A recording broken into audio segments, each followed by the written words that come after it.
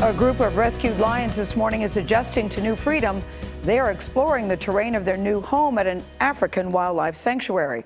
The 33 wild animals were rescued from circuses in Colombia and Peru and airlifted over the weekend to South Africa. Debora Patta is at the Emoya Big Cat Sanctuary that's in Vaalwater, South Africa. Deborah, good morning. Good morning. The lions arrived here over the weekend and they've been quarantined in these small enclosures where they will spend at least the next 6 months before being reunited in bigger groups. This feeble cry, far from a lion's roar, is the sound of a lifetime spent abused at the hands of circus trainers in Peru.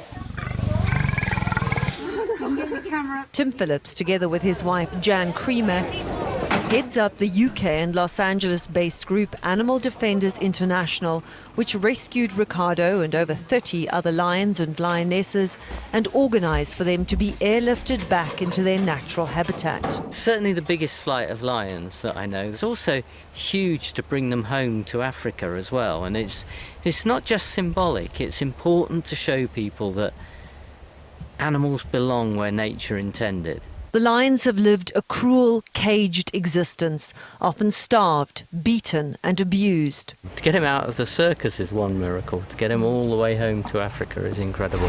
But the journey back from hell has been a grueling one.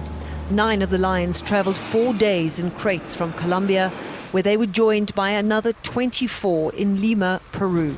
Peruvian crews worked through the night to prepare the lions for transportation back to their homeland. Once they touched down in South Africa, it was another 6-hour drive to the Emoya Big Cat Sanctuary in Vaalwater.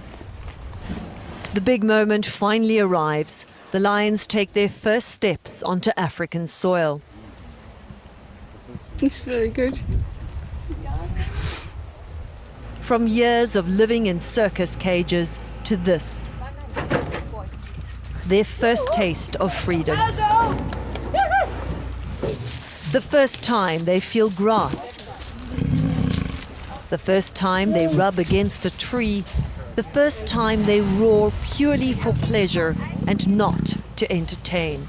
He's walked out into Africa. It's amazing.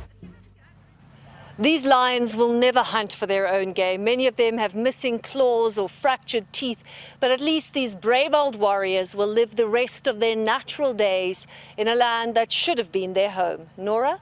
Debora Patta in South Africa, thank you so much. Wow. You know, the circus is so entertaining, but then when you see what the animals have to go through, it makes you have second thoughts about and they were how good it really is for maltreated. them. Yeah. Right.